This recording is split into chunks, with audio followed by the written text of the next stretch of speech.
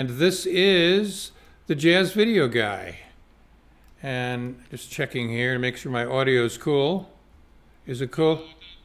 Oh, yeah. Oh, no, that's not me. Okay, hello everybody. Welcome to another edition of Jazz Video Guy Live. Today, my guest, he's a special guest because he's special to me, is a guy named Dave Liebman. And when I first moved to New York to go to NYU Film School around 1968 to be exact, well, the world was very different and I was very different. And the jazz scene was very different too. I think when I got there shortly thereafter, Miles in a Silent Way came out. And we kind of saw, wait a minute, something's changing here. Something's going on here. So we kind of wondered, what is Miles going to do next? And then came Bitches Brew. And then this thing, which took this name that was given it probably by some record company executive, fusion, jazz fusion. I don't know if that really describes the music as it is, but that's what it was called. And in the beginning, it was Miles, and it was Chick Corea, Herbie Hancock, Weather Report, Zawinul. Basically, out of the Miles school, former musicians got into this. Hello, everybody from YouTube who've just joined us. I see Carol from Ghana is here. Serbia is here today. Wow, that is so cool. So far, I don't see anybody from the United States. If you could be so kind as to leave your location so I can announce that, that would be cool. Anyway, this jazz fusion thing started, and it was like really exciting in the beginning. And I got a chance to hear Miles several times during that. I saw Miles when Wayne Shorter and Chick Corea were still in the band. And then when Keith Jarrett and Gary Bartz and Michael Henderson, that was the band. And then after that, hello Amsterdam, hello West Hartford. A guy joined the band named Dave Liebman, the soprano sax player. I said, wait a minute, I saw him with Elvin, and now he's playing with Miles. And all of a sudden, Dave Liebman became, hello Greece, by the way, hello Scotland.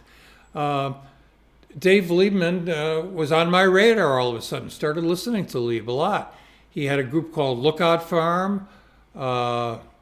He went through a lot of stuff, a lot of different types of music. Started on the tenor, moved over to the soprano, and I can't remember the first time I saw him live, but I saw him live like a number of times. And then we cut to like the 90s, and hello Philly, hello San Francisco. Cut to the 90s, and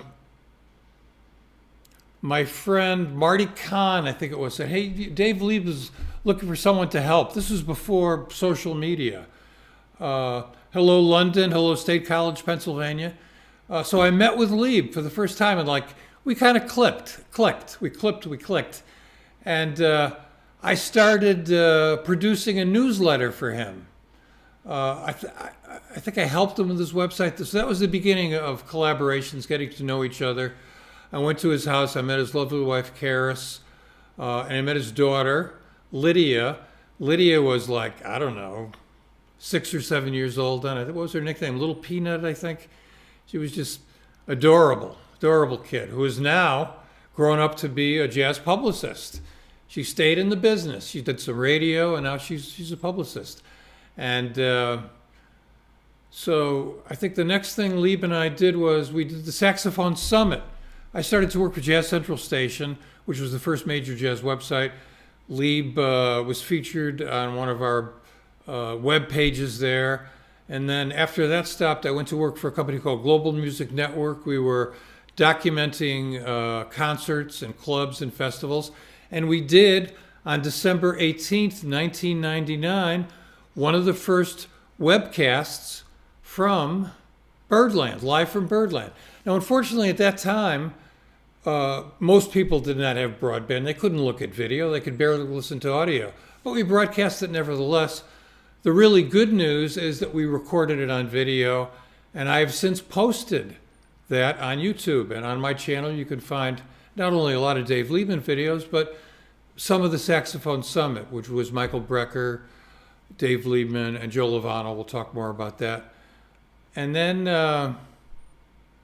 Lieb, I forgot to mention, deep into education, jazz education. Lieb was one of the first jazz educators. He formed his own educational association. We'll talk a bit about that, which goes all around the world. Mr. Liebman is really a citizen of the world. So now, without further ado, let me bring on my pal, David Liebman. Good morning, sir. Good morning. Good morning to you. It's morning where you are, that's right. Well, it's afternoon to you, right? Oh, somebody's calling. Ah, the miracle of technology. How do I stop it right here? I don't know. Mine is off. The speaker's off.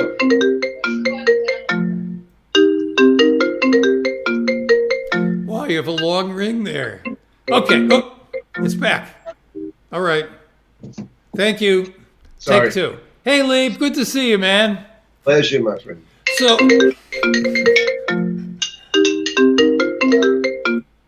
okay. Silence your phone, please. Yes, no, I thought I did, actually. Okay. It may be coming through your computer. I don't know. It is. What is it? Ah, Mercury is in retrograde, folks. That is the time when things technical sometimes grow awry. Okay. Hopefully that's it. That's the end of it, hopefully. Okay. Here we are again. So let's talk about that Saxophone Summit gig because we recorded it. You know, it has a place in history. So let's talk a little bit about how did you guys start doing the Saxophone Summit? You and Brecker were friends at Lovano before you did it, but why did you guys decide to play together as the Saxophone Summit? Well, it started with a memory from our days playing in the loft, in my loft particularly, of 69, 70, 71. Before Elvin, before Miles, before our formative years, we were all in our 20s. That's a whole story in itself. An organization called Free Life Communication, which put on 300 concerts one year, that I was the head of, et cetera, et cetera. But we played in a manner that was most, like the best description would be Late Train. Ascension would be our theme song. And I felt that by the 90s that this was a period that had been underwhelming. Not really, even the musicians didn't know much about late Coltrane. And I said to Michael, I think we, from what we came from and what we're doing, and time that has passed and the future legacy of what we do, what we have been doing, we should make a room for that music. Because Late Train is a whole thing in itself. And he was very excited, and I said, who we get? And Joe was the first choice. And then the first rhythm section was Rufus Reed, Phil Markowitz, and Billy Hart. And we had some good times and had a great gig at Berlin. It was great. We were still playing standards at that time. And I guess you can see it on Brett's network. But that was the impetus. It was really to celebrate Late Train. Sorry about that. So you did a couple of gigs at festivals and stuff, and then came the Birdland gig. Yeah, because being Birdland, which is obviously a famous name, and in fact Coltrane had recorded there, at least one notable time live at Birdland. But it felt good to be with your generation. We were all more or less the same, and Billy was a little older, and being able to play this repertoire. And even when we didn't play the repertoire, we played like the repertoire in our original tunes. And that went for our first recording and into the second recording, and then of course it became more original material. But the idea of horns playing together in a mass attack on one's ears, polyphony, cacophony, etc., etc. The late train and just basically the avant-garde was an area that most people weren't aware of, or didn't really enjoy. And I felt it was incumbent upon us, having been the first generation post-Coltrane, to acknowledge that music and put it on the map. Now, for many people, late Coltrane is kind of unreachable. The earlier Coltrane with Miles and the stuff with the classic quartet seem more accessible. Do you Yes. think over the years more people can finally hear late Coltrane? It's definitely more, more available now. Young guys looking into it. I did a concert with Late Train. Everybody was 23 years old. There's more awareness of it, no question about it. But when you go into that language, look, in the classical world, Schoenberg, Ligeti, these people, I mean, they're not household names. Beethoven, yes. Mozart, yes. Music that is difficult or takes time to comprehend may take a little bit of education. Takes repeated listening, that's for sure. These elements all add to a mystery and to a difficulty maybe in getting it to be understood by more people. But I think the idea of Late Train has definitely got more comfortable. In fact, Train is, he's had a good year, a good couple of years. We released the record, the movie. It's nice to have Train celebrated once again. It was kind of a little slow for a couple of decades, but it's a guy who contributed so much to the jazz scene, to every instrumentalist, no matter what, not just saxophone. And now he's, and you talk about Train, there's not much gossip to discuss. He was not a flamboyant personality. He was very quiet. He was very southern. He had a very slow delivery and words and everything like that. And just because that was his personality. So if you're going to compare, write about Miles Davis or Monk, there's more press, let's say, to do than for Train. But he's getting more recognition again. So that's enough. Now, for many of us, I mean, me personally, I'm a few years younger than you. I'm your junior. Coltrane was a bit much for me in the 60s. It took me till, actually, I'll be honest, I heard A Love Supreme on a psilocybin trip in 1969, and my head was just able to check it out, and then the floodgates opened. But later, Coltrane took me a little while. Now, you were back there. You saw Coltrane in person. What years did you see Train? Did you see him with the classic quartet? Yes, my first time was February of '62, and so therefore from then until he died. And I was in high school and eventually college, so the weekends were available, Friday, Saturday night, and I went to Birdland and Vanguard. I went to all these places, sometimes with a friend, sometimes myself. It was $2 to get in and $3 for a beer or something like that. I mean, it was a student could see John Coltrane without going to the bank, and live it was another story. I mean, we have tapes. Thank God there are tapes, like there isn't for Charlie Parker, and there is for Train. There's videos of live gigs and there's mysteries tapes with Love Supreme, the first 12 minutes and so forth. So there's a feeling you can get from the videos. If you put them collectively together, you get a feeling of amazing intensity, excitement, and musical development, distinct music development. So this is a guy who, did so much in a few years, and I was able to see that. Like, if you just take My Favorite Things and listen to the original version, another one from Newport with Roy Haynes, '63, I believe, and then live at the Village Vanguard, '66, you had three versions of the same tune that somehow Coltrane was able to cultivate and make kind of his banner song, and it encapsulated his musical growth, his musical dimensions of what he did until he died. I mean, it's hard to believe he only was on the scene for 12 years, 55 to 67, and the first year or two was with Miles as a sideman. And the last year, in '67, he was not that healthy, he didn't play that much. But in those 10 to 12 years, unbelievable output. I mean, unmatched, in my opinion. Lieb, did you ever talk to him personally? I can't say I talked to him, but there was one time at the Vanguard when I was on my way to the toilet, and I was in the back of the Vanguard, and Train was standing. Well, first, of course, I knew Farrell knew me. He knew my face because of the loft situation. We had met in the loft, and he handed me a flute, his flute, and he said, "Show us something," meaning him and Train. Train was standing right next to him. I mean, I don't know. I said, I took the flute and I said, "Well, this is what you do." I don't know. But now I was like 3 feet away from Train, and I'll never forget this. He was standing against the wall. There had about 3 or 4 people around him, and one guy said, "Well, how's it going tonight, John?" referring to the music. And Train said, "Well, it goes better at home than on the bandstand, because he was with Alice, his wife at that time. Talk about the humility and humbleness. It's hard to beat, really.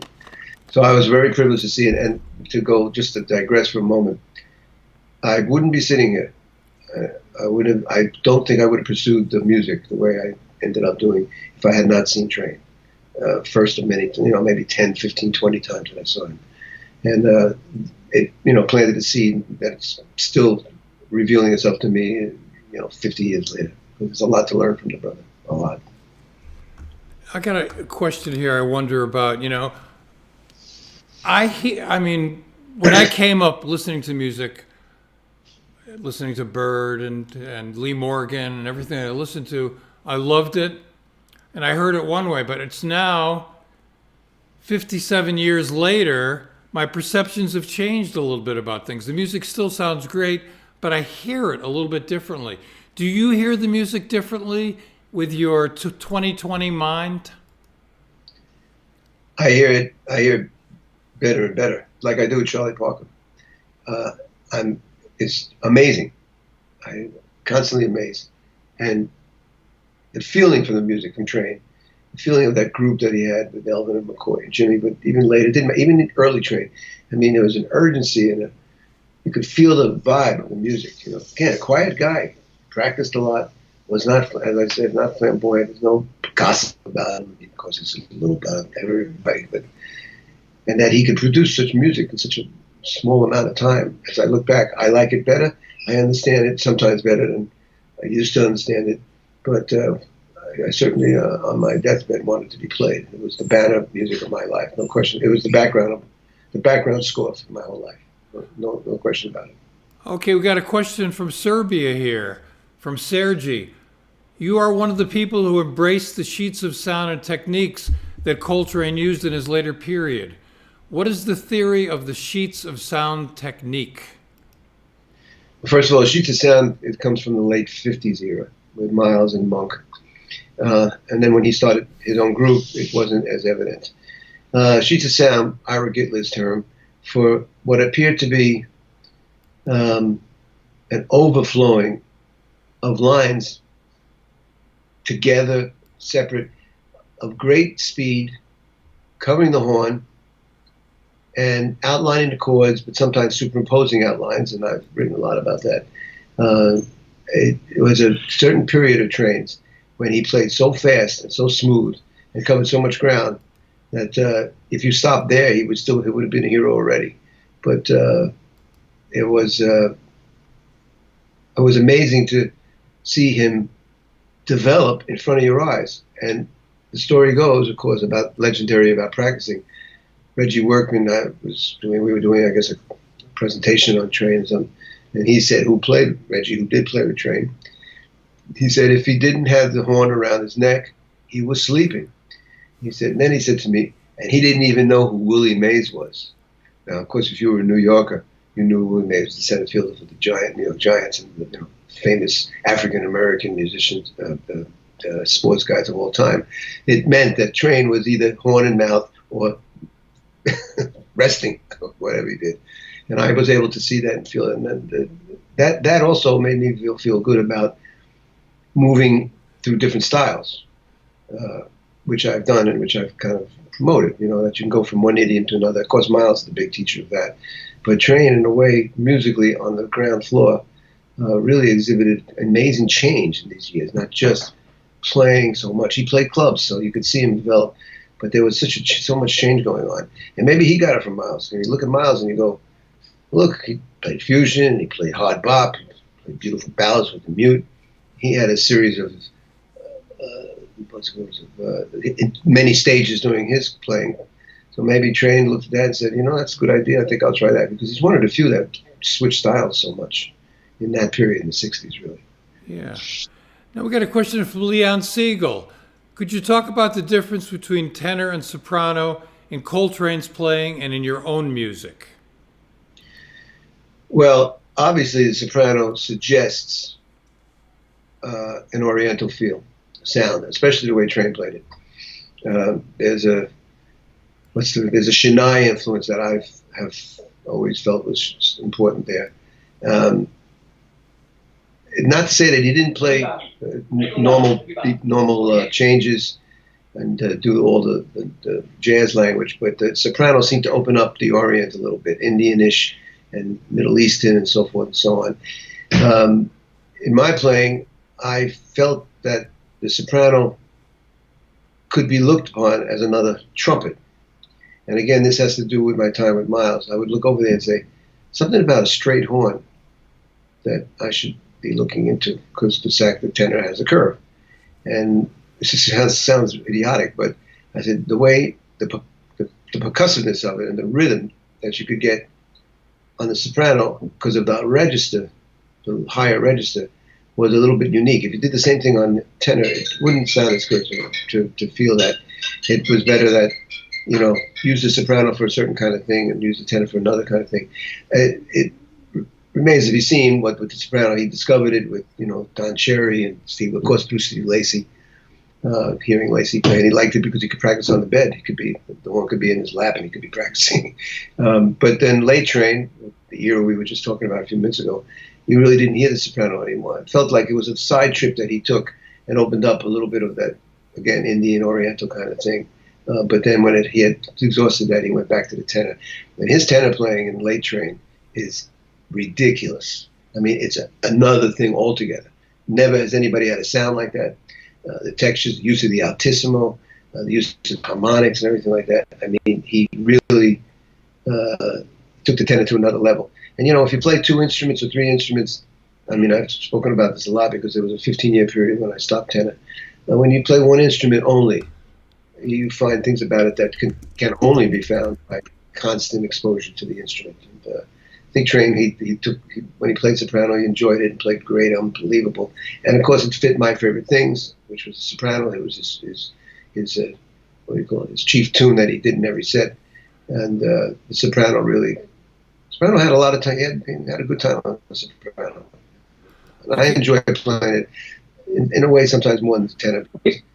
I feel like I can think like I think Miles thought. I don't know how to explain that, but that's part of what I get on the soprano. A viewer named Fun12111 says, Train practiced all day. Did you play the same? Do you do the same for a long period? How do young kids develop such technique at such young ages these days? What's the difference? Any thoughts on that? Let's start with this. It's the internet, YouTube, chiefly responsible for a lot of stuff, as we know, if we discussed that. But being exposed to all the videos that finally came through, that were not hidden anymore in the vaults of radio stations and TV stations for so many decades.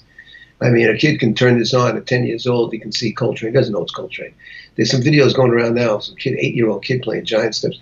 I mean, if you're exposed to something and you keep doing it over and over again, you're going to get it. And that's part of that other part of the question, which is the practicing thing. I never practiced like that. I will say that Miles, in this respect, affected me because he didn't play in between tours.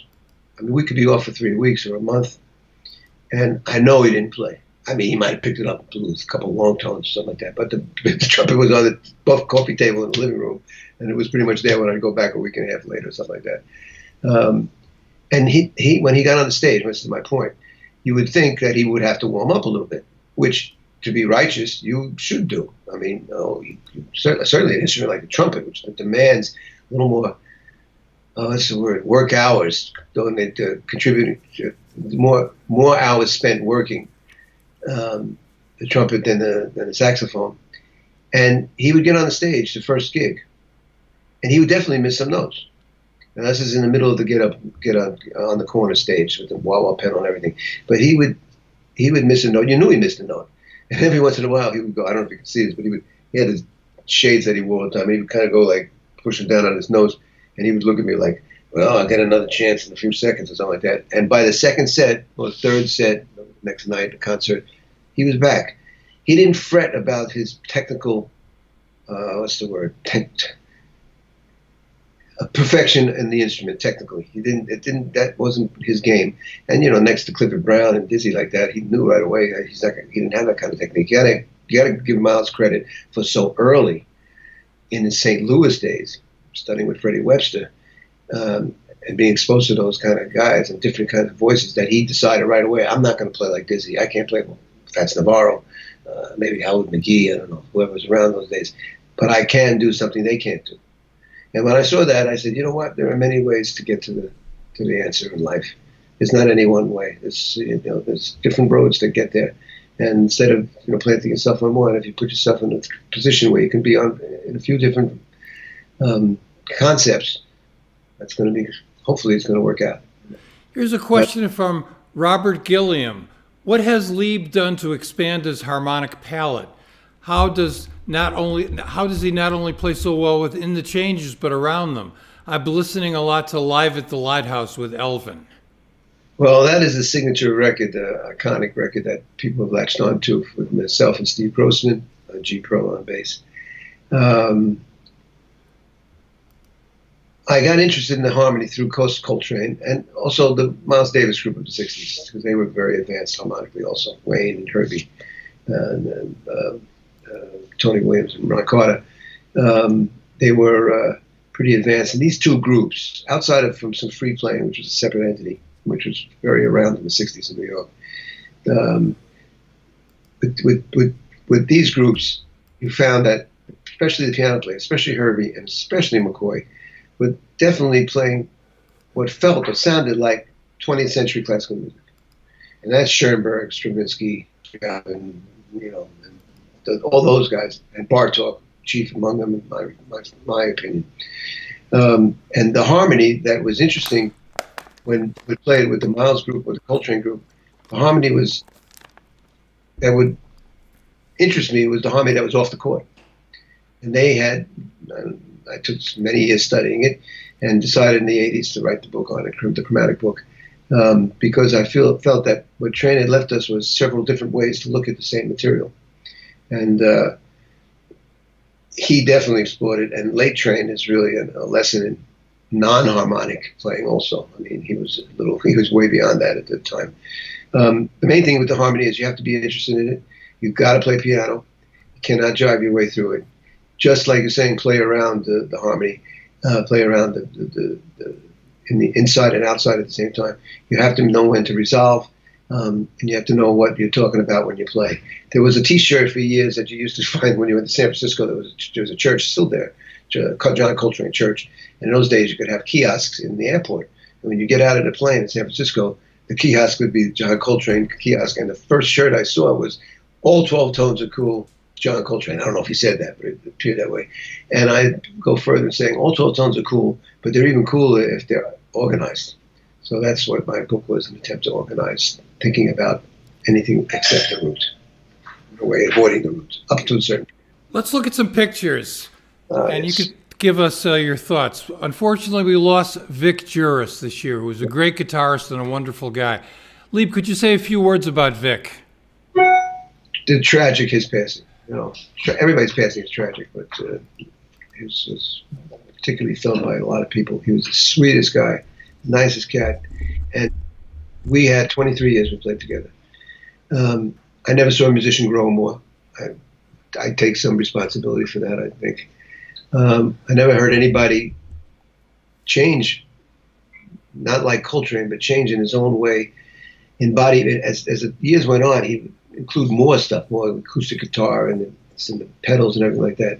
And I really relied on him for the support of the harmony, of course, and melody, but texture, because I love playing in a situation where there are a lot of different colors, and that's usually electronics. Vic was a great musician, and we had a wonderful time and a lot of good gigs, made about 17, 18 records together. He was a very important part of my life. And of course, the guitar, different from the piano, guitar is more limited harmonically, obviously. You don't have 10 fingers on the guitar. But I could see he loved it. And he was also, another thing was, I've never seen a guy more serious. I mean, he would come with his cassette machine, new tune, we rehearsed in my basement. And he'd say, okay, tape that chord, and we would turn it on. And by the next week, he'd come back, he knew it.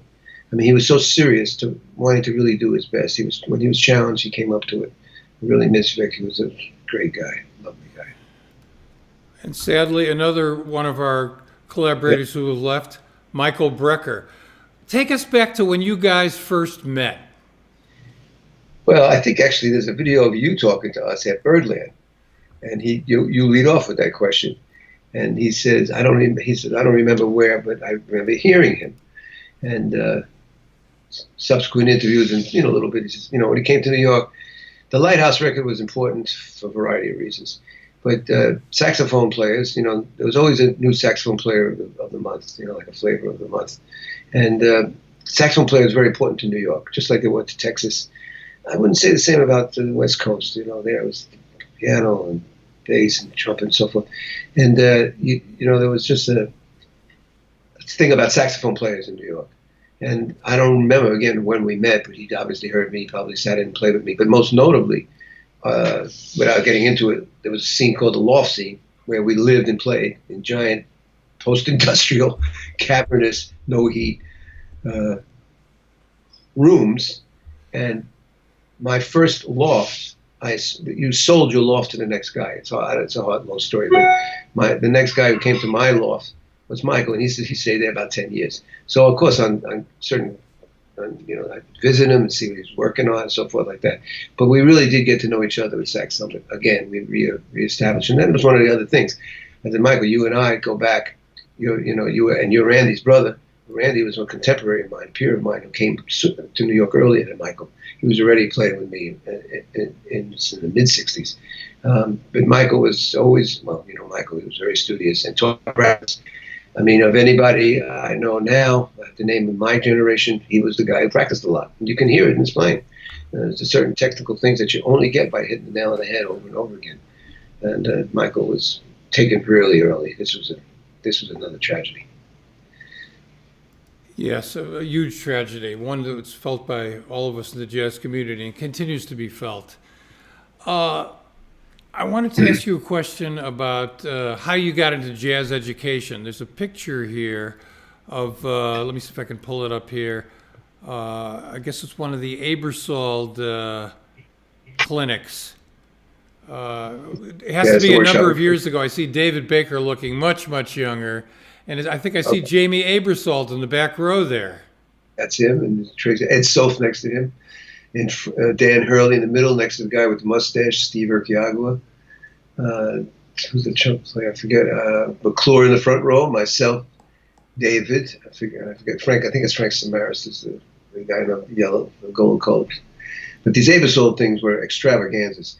I mean, we're talking 30, 40 teachers, 400 kids, 120 saxophone players. I mean, ridiculous, unbelievable what Jamie really contributed by organizing all this stuff. And what got me into it was in the early 80s, let me just make it short. In the early 80s, I was a little frustrated. I had a couple of illnesses, things happened physically. I felt I had already seen the mountain. I played the Village Vanguard and recorded there, and I toured. I was with Miles Davis. I just felt that I was not doing what I could do, other things that had a bigger effect on the world than playing, oleo. And so I got into looking around, and of course in those days it was studio work, which I certainly wasn't going to do, or teaching, which was just starting to get together. So it happened to coincide that the teaching thing and the way my life was going sort of met in the middle. And I realized, the teaching thing is a very positive thing on a one-to-one basis. You might turn a kid's life around, as I was turned around by seeing Coltrane. And therefore, it fulfills the need in me at that time, and at other times hopefully, but of trying to help people and trying to do something that would be enlightening and of spiritual value. I always say this, and it's not a diss on myself, but I feel that I'll be remembered as an educator even beyond the playing, which is fine with me, because the education, unless you're Coltrane or Mozart or Schoenberg or Charlie Parker, in a certain way, I've got to take this in the right spirit. In a certain way, you hit your head against the wall because these guys were so brilliant and so unbelievable, and not everybody in life is touched by that magic. So if you can turn that into something positive, that's all the best. So I got into a couple law schools. I put it together. Then I decided, I'm going to try this teaching thing. And there was an opening at Banff Institute of Banff where Dave Holland was teaching summers, and he invited me. And then Aebersold invited me, and that's how I became hooked up. And then I wrote all those 15 or 20 books I wrote on the subject. But I feel education is very important because this music has to be it has to be absorbed with intellect. You got to know what's going on. And the guys that play this music are, among the most individualists of all time as a club. If you want uniqueness, just go to to a meeting of 5 or 8 or so, a bunch of jazz musicians talking about old times. Everything, you'd be amazed what's going on. Yeah. That's the education thing, which I feel I made a contribution to. Absolutely. Are you still doing the master classes? I did it for 30 years here, we're not here, where we used to live in the Pocono Mountains. And I stopped doing it at that time, but because everybody now had a clinic. Everybody, you step out the door, you were suddenly assaulted by people for three master classes, next week or something. I had my time, but it was great. The saxophone, I did a couple hundred saxophone players over in my house, met my family, saw how somebody like me lives, and of course shared the information. Okay, here's a question from someone who I guess attended one of your master classes, Kenny Pexton. Mr. Liebman, I've heard you say at a master class once something about reading and learning and becoming an interesting person, having something to say and giving people a reason to want to listen to you. Have you noticed the technical elements of the music becoming more separated from the history and social context of the music? Oh, Kenny, you sound like a sociologist. This is would be a long answer. Go for it. You have to talk to your audience musically and make them remember something. Can you change their lives? You don't know. You're not sure. Can you make them feel good for at least 2 hours? I think we can do that. But in order to have something to say to your audience, you have to have had thought about it and do your research into the world of ideas and history and religion and spiritual and the humanities and literature and whatever, and pursue that, not just hopefully you enjoy it, but not just for enjoyment, but to have a reservoir of knowledge and of spiritual depth that you can share it with people. You can give it away because it's positive, and you can gain it back in another way by seeing how it was accomplished. When I see my guys that studied with me and that became friends going out and doing stuff and playing the way they play, I'm very proud of them. I feel very good. I felt great when I got Bill Evans Miles took Bill Evans, the saxophone player. I felt I really changed Bill's life and gave Miles somebody that he had to deal with, who was really talented and special. So having your question refers to that, I think so. As far as being separated from technical, separated from all that stuff, that's a different discussion. But I will say this, that the technique has certainly risen way up in jazz. Again, the YouTube effect, that's what I call it. Seeing it so early and turn it on and off all the time. And technique has really gone way through the roof. Guys can really play. Now, do they have something to say? If you're 20 years old, do you have something to say like a 35 or 45-year-old man? Probably not so much yet. So you have to develop that. You have to give your audience something to think about. And if you're thinking about it, you try to get it across. It's not just, I just played something and that's the color blue, although I've done that. But it's not that literal. It's more of a figurative discussion. A friend of yours named Harry Howell wants you to tell the story where you and Mike Brecker first met or heard Alan Holdsworth. Harry Howell. I wake up every morning to a track that he found somewhere in the archives. Hi, Harry. And when I tell this story, he was a pal of Alan Holdsworth, who was incredible. Saxophone Summit at the A-Lot Red Sea Festival, 90, 91, something like that. It seemed like, I think it was mid-90s, I'm not sure. And me and Michael standing backstage, listening to Alan and Gary Husband on drums and Schooley, a guy named Schooley, for bass player from Iceland. I said to Mike, after we were listening about 20 minutes, we were just quiet listening. I said to Michael, Michael, do you have any idea of what they are doing? He said, none. So that's what Harry's referring to. I don't know what Alan was doing, man, but he was talk about a way of playing, an individual way of playing that no one else could copy. That was the boy for that. And we met, and I wanted to play with him. Of course, I never had. Yeah, let's go to some music here. This was a saxophone, not really Saxophone Summit, but Michael and Dave and George Garzone and Josh Redding back in the mid-90s, early 90s. We'll take a look at it and we could say a few words.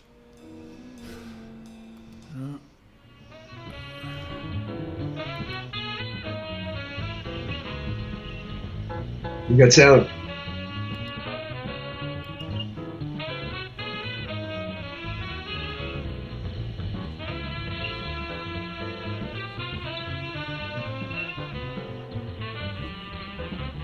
Greg, do you hear me?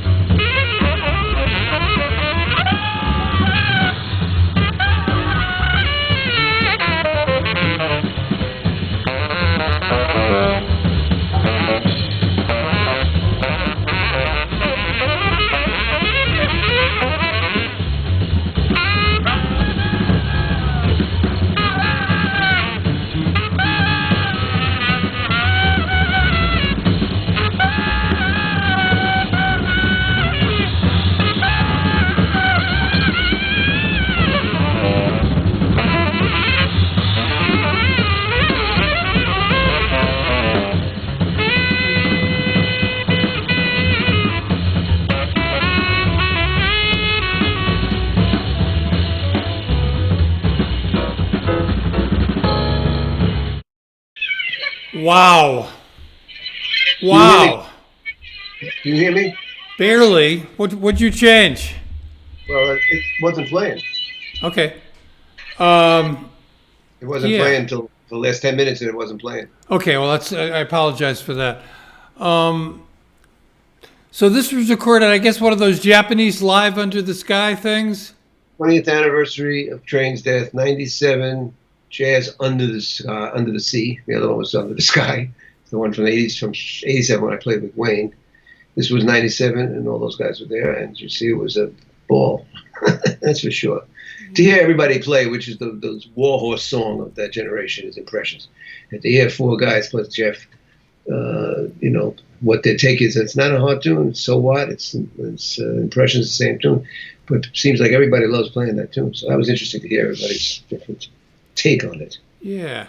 Here's a question from Curious Nomad. Hey, Dave, can you talk about the early days playing with Bobby Moses and Frank Tulsa and what that did for your development? Well, Moses is a heavy cat. He was my first real longest friend that I played with. We go back to Sweet 16 in 1962. That's something else. And so my first formal group that I put together was with Moses and Frank. And it was basically open Sonny Rollins-ish, maybe a little more free than that. It was, what was it? It was avant-garde-ish and free. In those days, that was what was happening. But with Moses, I mean, he just played great. We had great times. We played duo. We played in each of the 7 decades that we've both been alive, and it was great. Frank, of course, a warhorse bass player. Could always depend on Frank, and he was part of the Lookout Farm group, which was my first group at Byrack. Yeah, speaking of Mr. Byrack, we got a little photo of you guys together here. I'm wondering, talk to us about the group Quest. Well, Quest was our way of addressing the music of the 60s. Wynton and those guys did it another way. We did it our way, and it was really, that group was influenced primarily, to some extent, Bill Evans, at least for Ritchie, but definitely the Miles group and the Coltrane group. It was our way of playing in what we conceived to be that language. And it went on for a good 8-10 years. And it was probably, for me, the most, most comfortable I played. And I didn't have to think about what the rhythm section was doing or what was going to happen. I could just open my own envelope, play my story, and those guys would take care of everything. And it was a great group. And we have, over the years, every once in a while, come together and play. There's some archived recordings on my website you can find where we have a couple concerts we've done in the 2000s. And we are slated, depending on this situation out in the real world, we are slated to do a tour in November, next November, 2021, I think. Quest remains kind of like my signature group, I guess. Yeah. Now, another one of your early mentors was Charles Lloyd. How did Charles Lloyd come into your world, and what did you do with Charles Lloyd? Very good follow-up to Bob Moses. I said, Bob, who's the one who sounds the most like jazz? You know, got to remember, Moses was into jazz when he was like 10 years old. He lived in the same building as Elvin and whoever else lived at Central Park West at that time. So I said, who sounds the most like Coltrane? He said, Charles Lloyd, Old Train. So I go to see Charles with Cannonball, and sure enough, it sounds a bit like Old Train. So in the break, I went up to him. I said, Mr. Lloyd, I enjoyed it and all that. And do you teach? Pretty brave of me to do. I was 19 years old. He said, no. But then he kind of took his glasses and I don't know what to think, Miles. And he looked at me. He went, but you can come over tomorrow. And he said, you know where I live? I said, I do. And it was right opposite the Blue Note now, above the firehouse. And we started a year-long relationship where I spent basically Sundays with him and his wife at that time. Drove Keith, Cecil McBee, and Jack DeJohnette to Newport Festival to help him out, etc.